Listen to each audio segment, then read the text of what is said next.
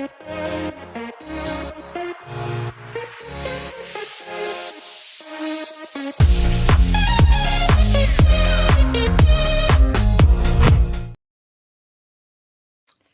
everybody, Happy New Year. This is Dawn Zoldi. I'm your host of the Full Tilt Podcast, Tech Industry Leadership Talks. And what a great way to kick off the new year than with Glen Lynch, the CEO of Volatus Aerospace. Welcome to the show, Glen. Hi, Dawn. Happy New Year. Yes, absolutely. It's going to be a great one. And we're so excited to kick off this year with you, Glen. Just a little bit about Glen, everybody. If you haven't heard about Volatus Aerospace and you're in the drone industry in particular, I don't know where you've been. But, Glenn started that company just a couple years ago in 2019, and now it's this global presence. And Glenn has over 40 years of experience in aviation. So, Glenn, I'm not going to butcher your bio. I'm going to let you give a little bit more around the edges of that bio, and then we'll get into your theme for today and into the show. Thanks, Dawn. Yeah, my background is actually coming up on 41 years in aviation and aerospace. That's pretty much all I've done. I hate to say that these days, but it seems like a big number. But I'm a professional pilot by training. So started out my life flying airplanes, teaching people to fly, flying business jets. Had the good fortune of flying some very, very sophisticated aircraft pretty much all over the world. But my first love right from the very beginning has always been business. And I've had the really good fortune of attracting some spectacularly talented people, especially to Volatus. And so a couple of years ago, started paying attention to what was going on in the drone industry, and it just captivated my interest. So that's literally been my every waking hour since 2019, but it's been a lot of fun. A lot of work, but a lot of fun. I'm going to get into your theme here in a second, but before we do, Glenn, I just want to share with everybody, I also created my company in 2019, P3 Tech Consulting, and Glenn was like one of the first people I spoke with that year, if I recall correctly, and we've kept in touch through the years, and I've just watched Volatus continue to bloom and grow. It's just been an amazing journey. But Glenn, you picked a really interesting theme that I want to pick your brain on for a second. So you picked for today, for this leadership show, leading with an ESG mindset. So everybody, ESG is environmental, social, and governance. So Glenn, you picked this theme. So why did you pick it? I would love to say it's because it's been a lifelong interest of mine, but in fact it hasn't. I started out like everybody else growing up in an era where, blue bins showed up and we started to learn about recycling, more about waste management. But as time has gone by, my children have taught me a lot. And then as we took our company public, ESG became an important topic. And it was actually Danielle Gagne, who heads up our marketing communication, that literally insisted that I had to pay attention to this. So I started trying to educate myself. And as I started reading and researching and learning, what caught my attention here was a couple of things. Our need as human beings to do better in taking care of our planet so that our grandchildren's grandchildren actually have an inhabitable place to live. And the second part was realizing that in addressing the problems that are causing the strain on our planet right now, there's literally billions of dollars of potential profit available. So doing good has the opportunity of not only being the right thing to do, but also generating tremendous profits. And finally, looking at the industry we're in and realizing, Dawn, that what you and I do every day in the drone space, we're ESG poster children. We just don't realize it, right? And it's become a major subject for us, both because I think it has the opportunity to do the right thing and also the opportunity to accelerate the success in our industry. Yeah, absolutely. I mean, we hear so much, Glenn, about reducing carbon emissions, and more so in the context of advanced aerial mobility. And, but drones are a huge part of that, that last mile delivery, the middle mile delivery, getting cars off the road. So many different facets to this that we're going to peel back as we kind of talk now. But, you mentioned your children and grandchildren. I want to take you way back to your own childhood and talk a little bit about your upbringing. So first of all, where are you even from? Well, I was born in Toronto, so I'm a big city guy by birth. Moved out to the country in my teen years, a place called Belleville, which is kind of halfway between Toronto and well, closer to Toronto than Montreal, but in the middle of the two of them. And kind of a middle class family with tremendous parents and a loving sister. And I had a great upbringing, but that's really where I came from. So you mentioned that you got a love for aerospace and aviation maybe early in your life. Where did you get that kind of inspiration from? Well, it was a few things. Believe it or not, I can tell you exactly when it happened. I was 12 years old. I was doing Wow. what many young, early teenagers do. I was babysitting. I saw a program on TV, and it was about learning to fly, and it just captured my imagination. I grabbed the Yellow Pages, which I know a lot of our millennials won't even know what a Yellow Pages was. That I makes me know what feel it even is. older. But looked up the local airport. It was about 9 o'clock at night, and I dialed the phone number. I don't know what possessed me to do that, but this voice on the end of the phone just said airport, and that was the beginning of a relationship with a gentleman by the name of Jim Marker, who would actually take time from me regularly. Sometimes he wouldn't be able to do it, but most times just talking to me about aviation, about how to prepare myself and really motivated me. And then at the age of 15, the replica of the Spirit of St. Louis, which is a very historic piece of our aviation heritage, landed at our local airport. And I rode a bicycle out there and I met him.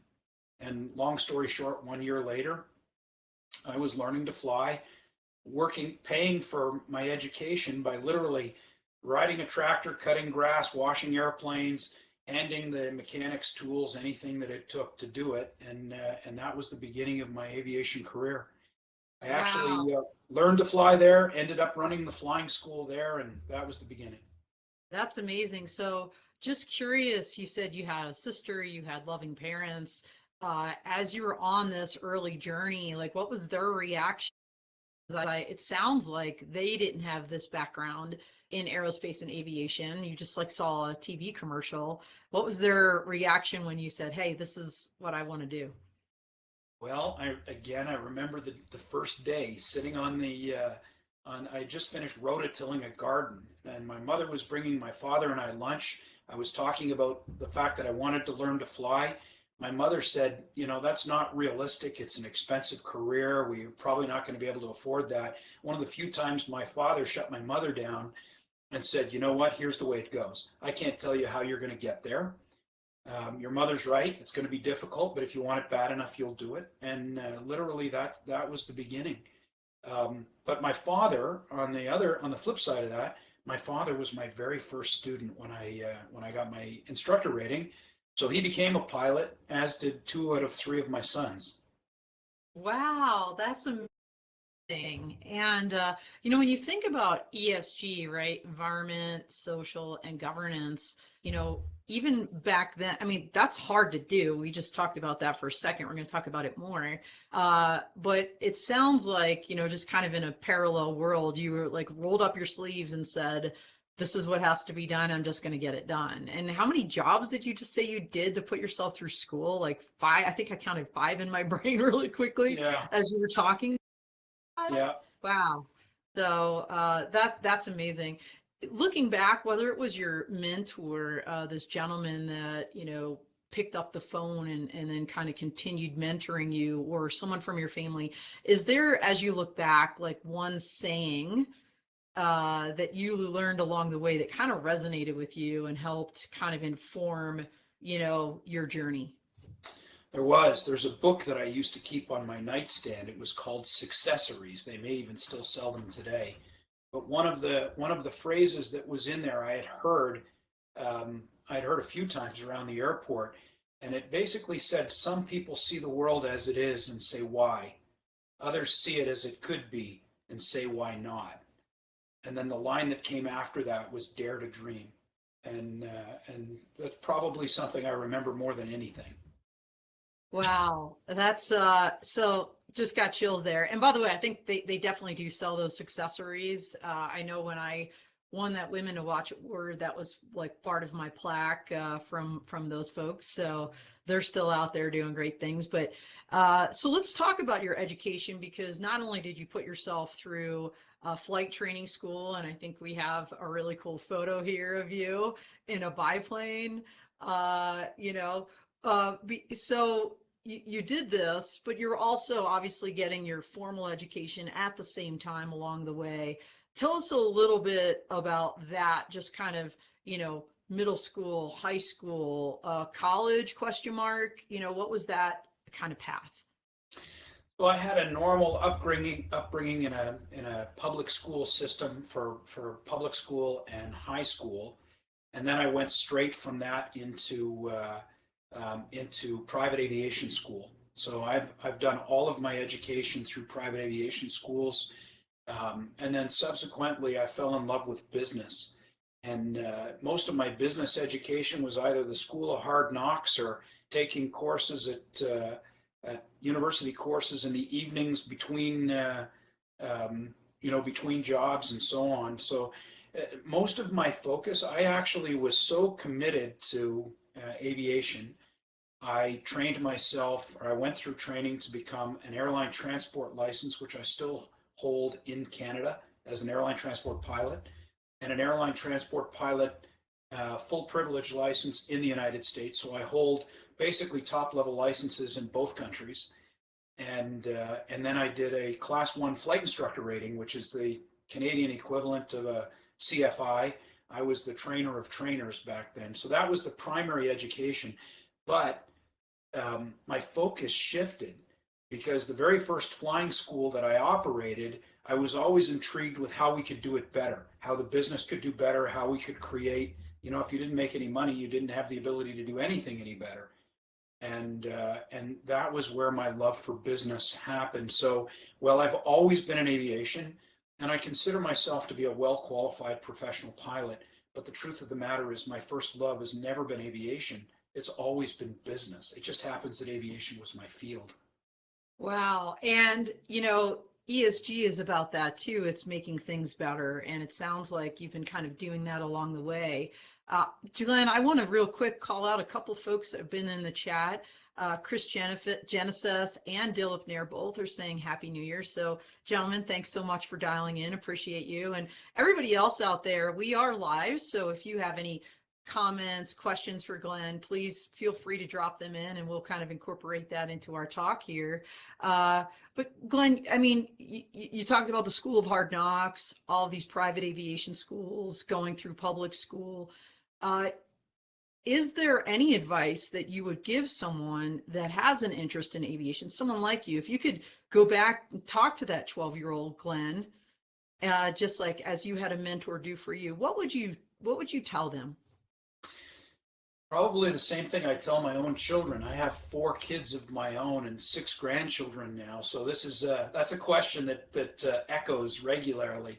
I would say, first thing, make the most of formal education while you can, remembering that no matter where you go in your life, whatever's between your ears belongs to you. The education, the learning, the experiences, those are assets you're going to be able to build on and benefit from your entire life. So that would be the most important thing is, make the most of your education while you can. Yeah. So along the way, was there a particular professor or instructor or teacher that kind of stands out for you that as you again look back, you think this person was a real inspiration to me?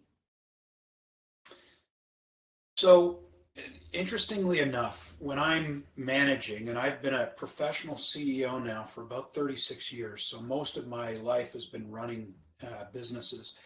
So I often default to where I'm most comfortable and probably best trained, which is in a cockpit. So there was a flight instructor. He was actually my first instructor, a fellow by the name of Dave Pyle. He's long since gone, but he used to tell me the important thing in a cockpit, as in life, is to manage the here and now, look ahead, plan ahead, but don't get stuck with baggage.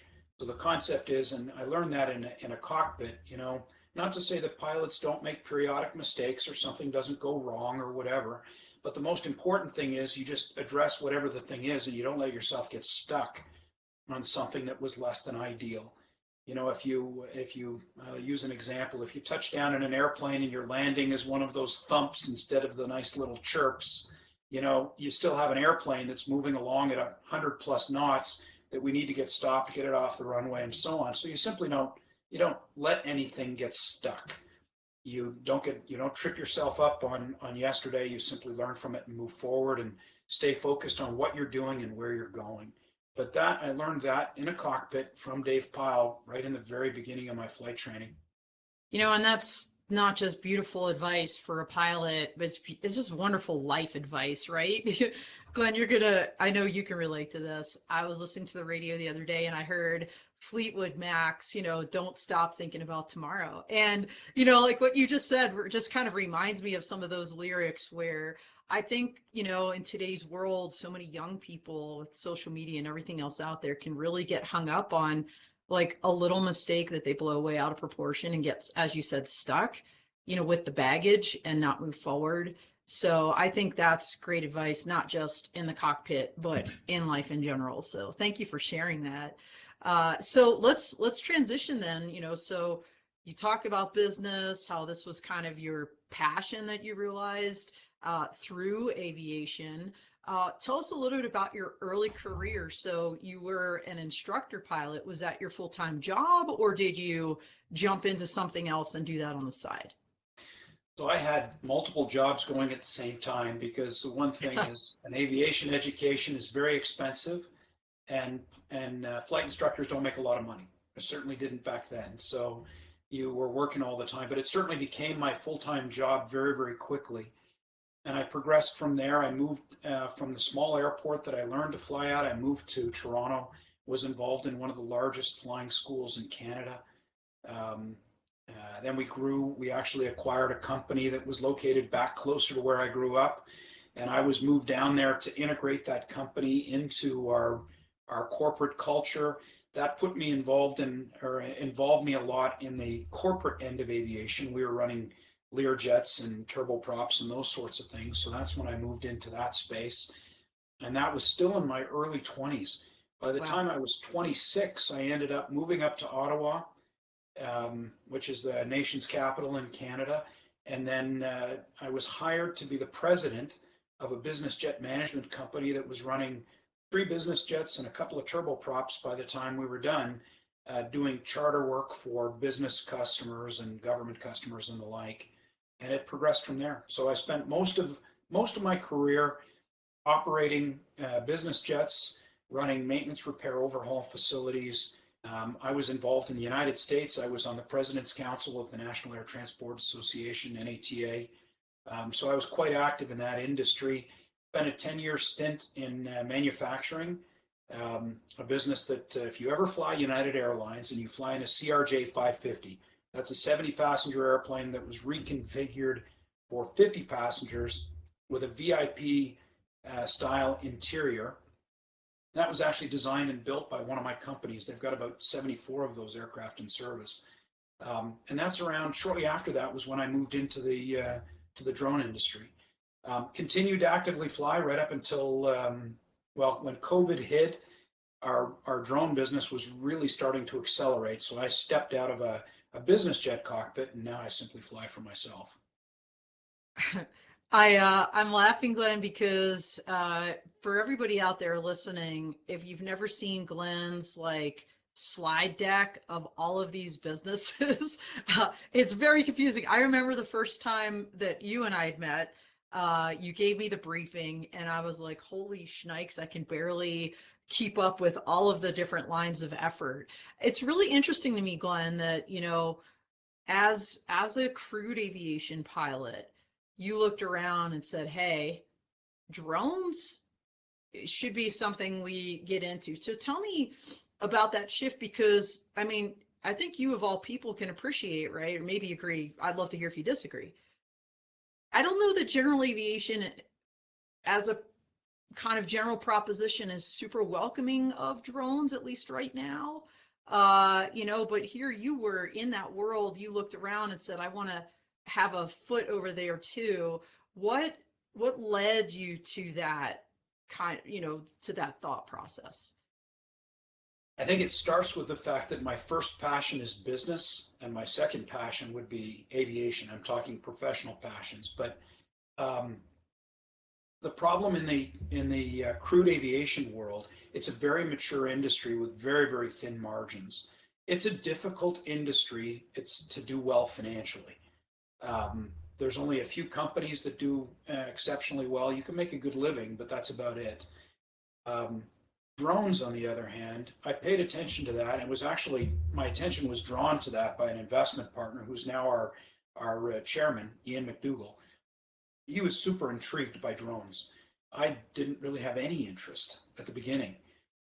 We decided to start a little, I'll say, avocation called Volatus Aerospace, put a little bit of money into it, and we were going to treat it like a business accelerator, incubator, help out a few small businesses, maybe invest in their company and help some entrepreneurs succeed.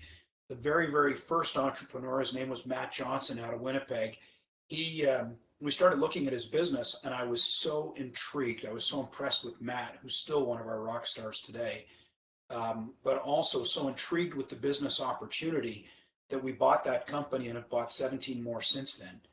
So uh, what I realized was there's a huge opportunity that was kind of coming from this maturing technology, right? In your world, where you came from in your military service, Don, with weapons of mass destruction and intelligence, so to speak. I won't say mass destruction. I would say targeted, air support type vehicles. Well, drones to me at the beginning were that. They were military tools, big things, or they were consumer toys on the Best Buy shelves. But as the technology matured, I started realizing, we've got a different dynamic in human evolution. We're having fewer and fewer employees available to us. There's a whole bunch of new challenges coming as these technologies are evolving. And when we looked at the industry that was serving this exploding demand, we saw an awful lot of talent, but all small businesses. Nobody had any real capital resources. There was no national or international presence. And that's what we saw as the opportunity. And because in the crude aviation world, pilots, it's not something they do, it's someone they are. Flying an airplane for a pilot is part of their character, right? It's part of the fabric of their character. But for me, it was just a business. When I looked at and from an aviation standpoint, you look at drones and you go, well, they're not really airplanes. And when you're in the drone world, you don't really understand necessarily, although that's a pretty broad statement. You don't understand, the drone industry at large doesn't understand crude aviation and the regulations, and they treated them very different. Even from the standpoint that crude aviation was very analog, drones are digital by design, and there was a lot of divisions. But the truth of the matter is, I often compare IFR flying, so instrument flying in a business jet, which is where I'm sitting in the cockpit and sometimes I can't see the ground, to beyond visual line of sight, where I'm operating a drone on the ground and I can't see the airplane. Other than that, they're both dealing with the same, same physics. They deal with the same regulatory problems. They're not completely meshed yet, but I think what I saw was the roadmap that started to come from the convergence of these two industries. Drones are getting bigger. I mean, Volatus has a 19,000-pound drone on order from Nautilus out of San Diego, right? That's what would be more like a crewed airplane minus the crew. Right. And so that's really what got me excited about drones and how I transitioned to here. It's a tremendous opportunity. I want to bring it back to your theme a little bit, Glenn, because you picked environmental, social, and governance. So let's foil that with what you kind of experienced in crude aviation versus the opportunities you see now as the CEO of Volatus in that ESG world. So you talked about the little blue recycle bins. I laugh because like we had those right in the military. Everybody in the federal government in the United States had one of those blue bins under their desk. And oh, make sure you turn the lights out before you leave. In the crewed aviation world, like what did you see, kind of as you progressed in your career along those lines, if anything, in the ESG world compared to kind of what you're seeing now in the drone world? I would say again, I would be giving myself too much credit if I connected all of those dots back that early on. What I was seeing through most of my professional flying career was airframes that were becoming more efficient, aerodynamic designs that were becoming more efficient, and mostly engine OEMs that were creating more efficient power plants. We went from turbojet to turbofan, and then the turbofans just became incredibly high bypass technologies that were, really reducing fuel consumption.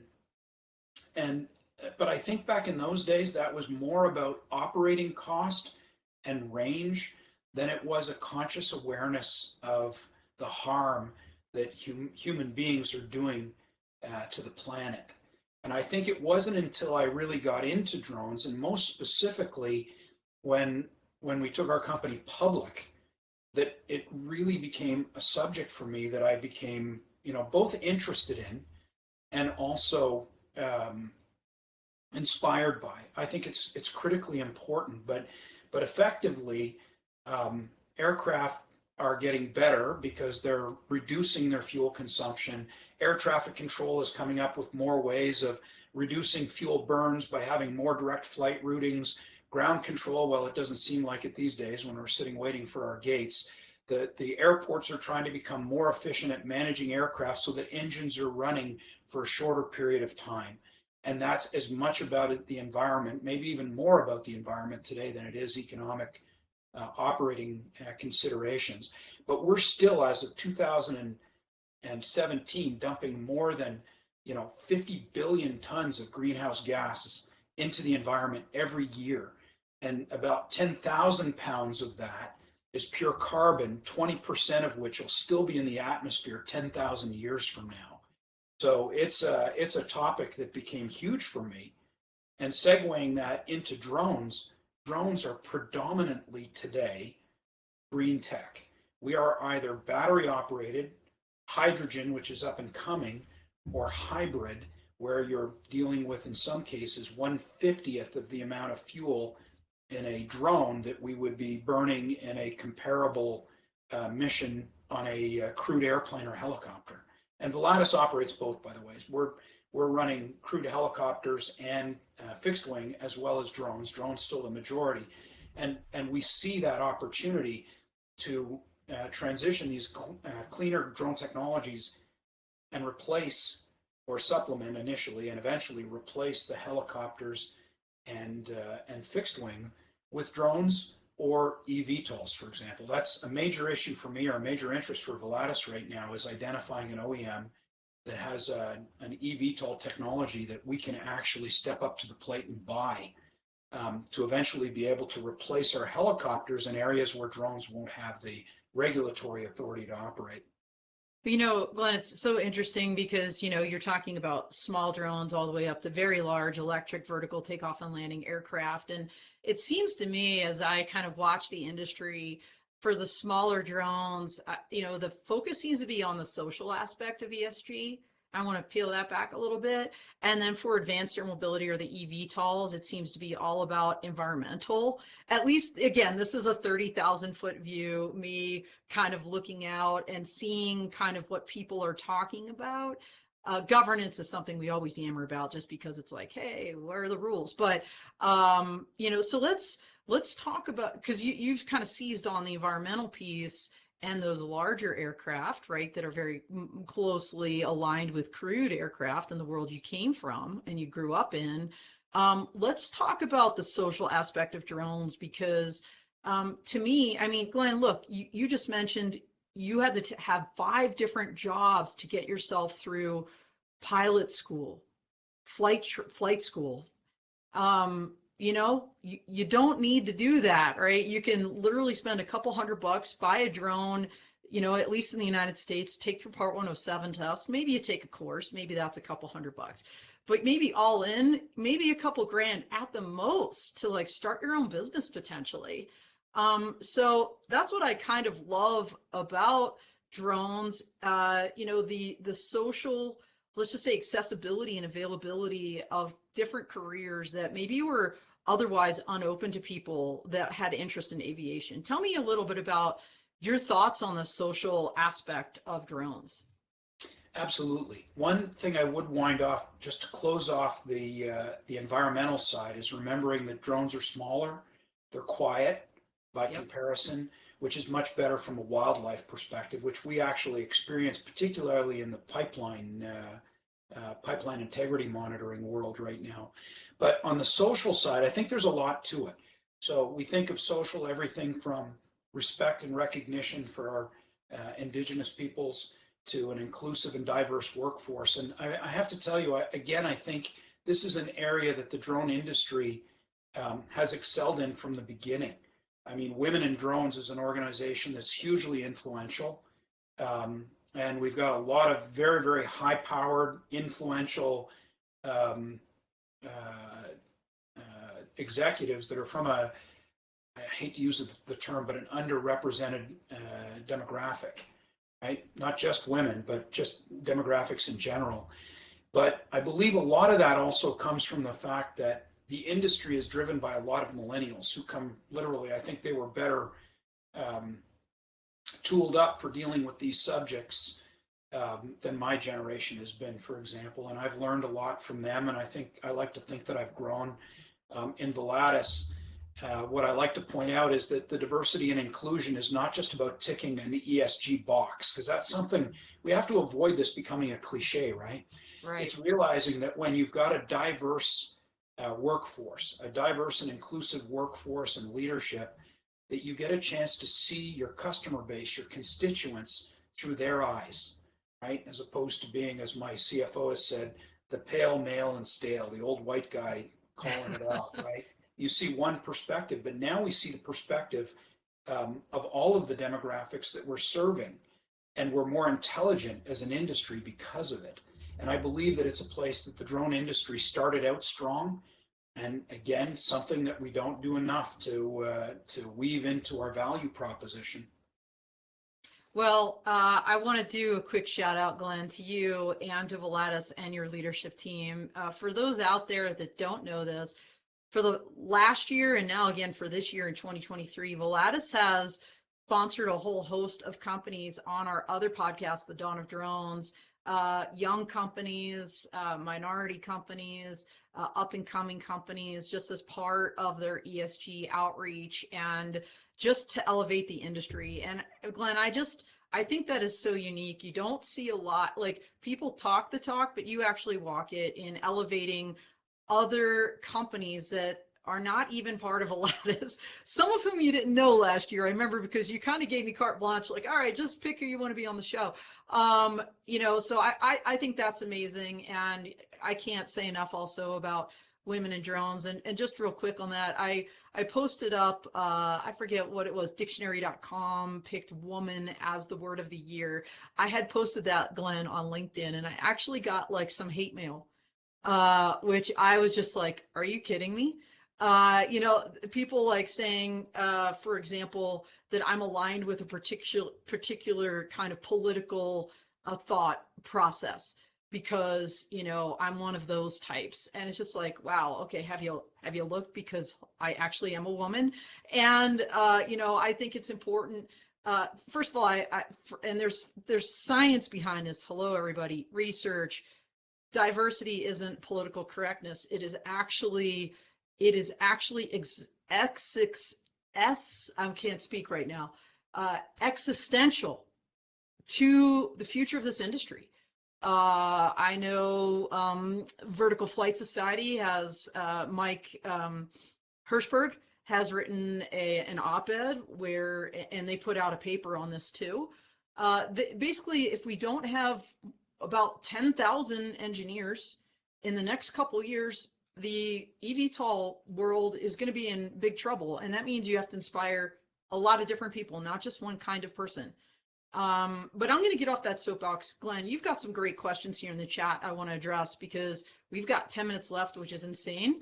And we are totally getting to the balance question because we are not ending the show without that for sure. So Luis Alfonso Escobedo says, what are Volatus's plans for 2023? And what about drones for digital agriculture? I don't know if those are connected, if digital ag is in your 2023 plans, but Luis, thanks for the question. Glenn, what do you think? So Louise, thank you very much. Those are great questions. So for Volatus, we started out by acquiring a bunch of companies that had complementary capabilities. And that gave us kind of a toe into most areas that the drone industry is actually functioning in. As time goes by, we start to look at the ones that are accelerating. So I would say those are, not to say that we're abandoning any other sections of commercial opportunity, but our primary focus is shifting towards large scale activities. So agriculture, I'll touch on that one first. That's probably one of the largest future opportunities for the drone industry. We have some unique challenges in that space right now, especially if you're talking about on the spray side, the pesticide, herbicide application side, because there's all kinds of complications there, which we're overcoming. Both our industry and the agriculture, the farmers are actually overcoming that. But digital ag is a big thing right now. Matt Johnson in Volatus, actually, the fellow I mentioned earlier, he heads up our digital ag and our educational programs, and he has created a program called SEER, which actually combines both of those things. So we're running a program now where we're educating students on operating drones, and they're flying over urban areas, collecting data sets and learning how to process those data sets using, I'll say, machine learning at this point, to be able to facilitate early detection of Dutch elm disease. So ultimately, that'll become a service that's capable of being rolled out to municipalities around the world, because it's not, right now it's Dutch elm, but it's not limited to Dutch elm. We're doing a lot of work in digital ag. I think there's as the world gets bigger, as our population grows, food production is more and more important, and I think this is going to be a huge area of growth going forward. Definitely an area of focus for Volatus. The other one is on large scale, I'll call them corridor inspection, asset management type activities. So right now, as anybody that's following the company has seen, the oil and gas industry is huge for us right now. We're doing an enormous amount of work with crewed aircraft and helicopters and drones in integrity monitoring for the pipeline industry. But our interest is really long linear inspections, corridor, airborne data collection for pipeline, power line, and rail. So that's another one. Public safety continues to be an area of growth. Infrastructure is another area of growth as we're continuing to see more and more use cases in those areas. And of course, defense. I think defense is going to be a big part of our drone world for many years to come right now. Those would be major areas of focus for us. Okay, that's excellent. And we could have a whole podcast, Glenn, just about the work you all are doing with Ukraine. And, so hats off to you. I mean, we are not going to even skim the surface here in this podcast, by the way, everybody, on all the things Volatus is doing, not just from an ESG standpoint, but just kind of internationally and all the different ways they're making a huge difference in many, many lives, and frankly, saving lives. But I want to hit these two questions. I'm going to kind of combine them, Glenn. And then we're going to get to the balance question, because we're totally doing that. So let's see. Will Canada enable Part 135 style cargo with Nautilus faster than maybe the BV loss? And kind of along those lines, right? So we're talking about, last mile cargo. Do you see on-demand cargo or hub and spoke as being a faster model towards profitability for these larger kind of Nautilus-like aircraft? So I guess the first part is, do you think we're going to see like last mile cargo delivery before we even see BV loss in the United States? And then second, is it hub and spoke, or is it, on demand that you see as the wave of the future? So I think there's a lot to unpack there, There is. And Don. there's So I'm going the to try and questions keep it. keep rolling in, Glenn. They love Yeah. it here. So I would say, first of all, we have to remember that there's a difference between what we're doing with beyond visual line of sight and basically what I'll say small UASs, Yeah. and what's happening with an aircraft that's 19,000 pounds that's actually going to have a Part 23 certification in the United States, for example. It'll be a certified unmanned aircraft. And the licensing that's coming out through ICAO right now is actually more of a cross between a BVLOS training and pilot crewed aviation training with an instrument rating. So it's not actually an instrument rating. They're all combined into one new license. So I think they're going to be handled differently. The large aircraft, that's really about replacing crewed aircraft. Like Nautilus was designed to replace, let's say, a Beech 1900. It carries 3 times the cargo and basically cuts the cost of transporting cargo by about 54%. It cuts the greenhouse gas or the carbon footprint in half just by virtue of its design and the fact that it's capable of carrying more cargo because it doesn't, first, it's got an interesting blended wing body, but also there's no accommodation for human beings on board. So that makes a lighter airplane, gives it more space. So that's where that one will fit. But I believe that they're somewhat separate. I think you're going to see more commercial cargo activity starting to develop. I think we're right on that edge. Certainly, DroneUp's doing a ton in that space. They are.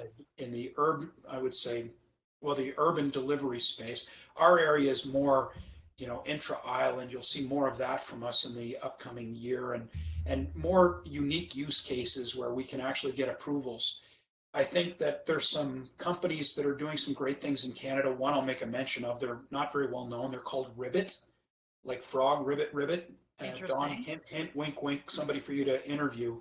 But they've actually developed a system that I've witnessed fly an ultralight aircraft, taxied out to the runway, take off, fly around a pattern, do an approach, land all on its own, and the pilot never touched the controls. They're working very, very closely with Transport Canada to be able to commercialize that technology. So I do think it's coming fast. Whether it comes faster in Canada versus the United States, I don't know. I like to think that we're trying to collaborate, across various governments, Transport Canada, FAA, and EASA. I'm hoping they're all going to get there around the same time, and we're just going to focus on which ones we can get done first, but they're all coming. No, I totally agree. And I somewhat butchered those questions. But Glenn, you actually answered them expertly. So the first one was really about non-last mile, but you did cover that with the bigger aircraft. And then also the Canadian versus US timelines. And, I think we're tracking very closely. What I would suggest to everybody is please join us on the Dawn of Drones. Mark your calendars now, the very end of the month. We're going to have Dean Attridge from Volatus on as our first Volatus Aerospace Above and Beyond guest. And so a lot of these questions I think would be perfect for that show.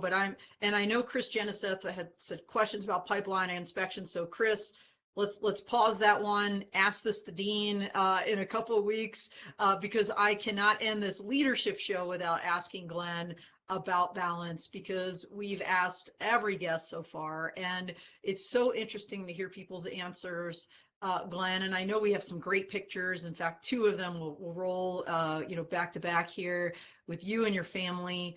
Tell us about balance. I mean, you're juggling multiple companies. You've become a worldwide presence. Business is your passion, but clearly family is too. How do you maintain first of all, let's ask who's in this photo? Oh, this is my youngest son. I have a younger daughter, but that's my youngest son and his 2 daughters, my granddaughters, Everly and Aria. Oh, so adorable. And I know we have one more photo. If we could roll that one too, Mike, since we're getting close to the end here. And tell That's us the about same this one. son. Yeah, that was the same son. That's probably one of the proudest moments of my life. He graduated top cadet.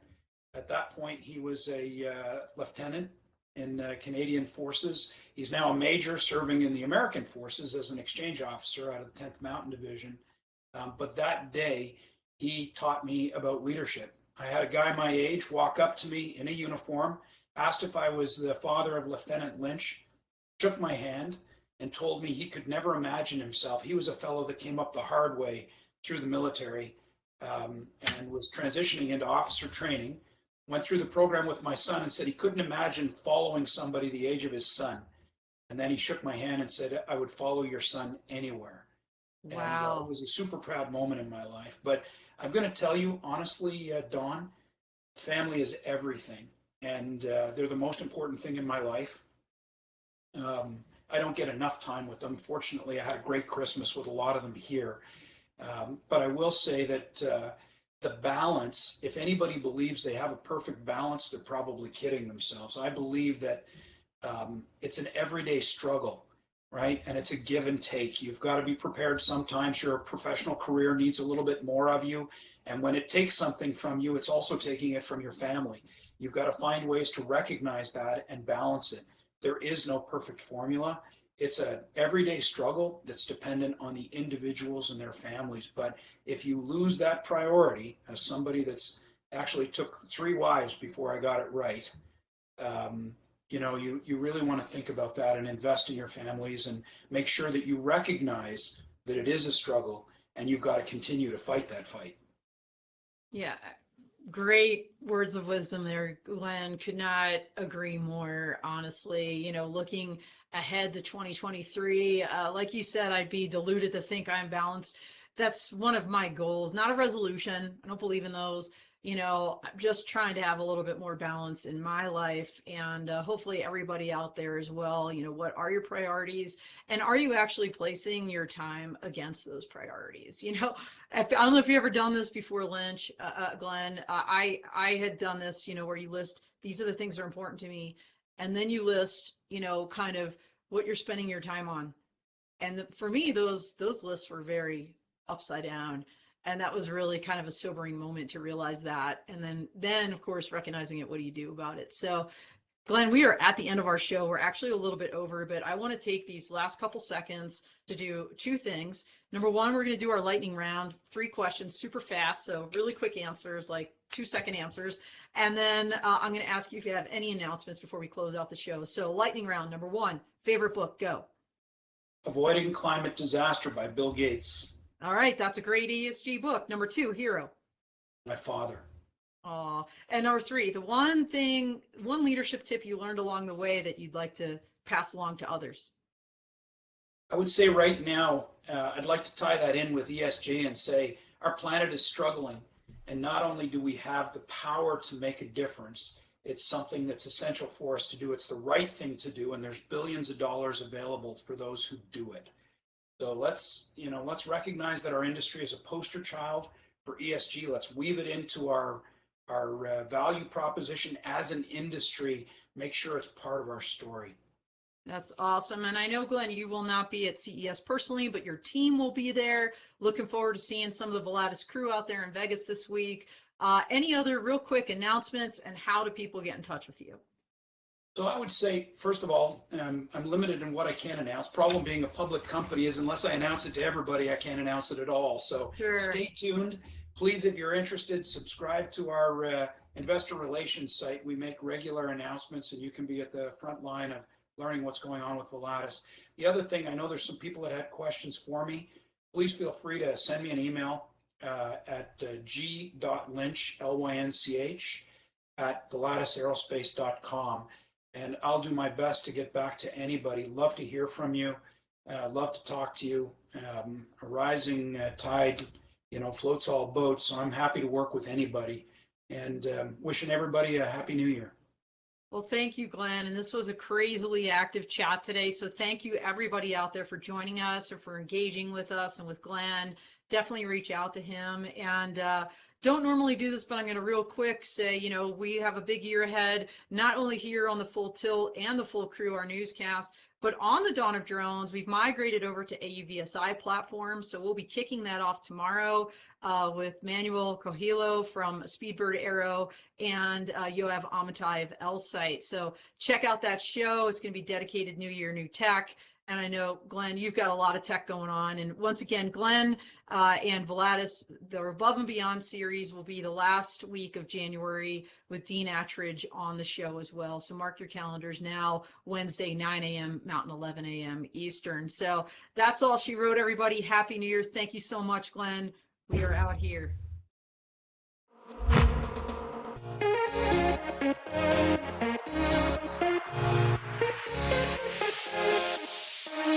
right back.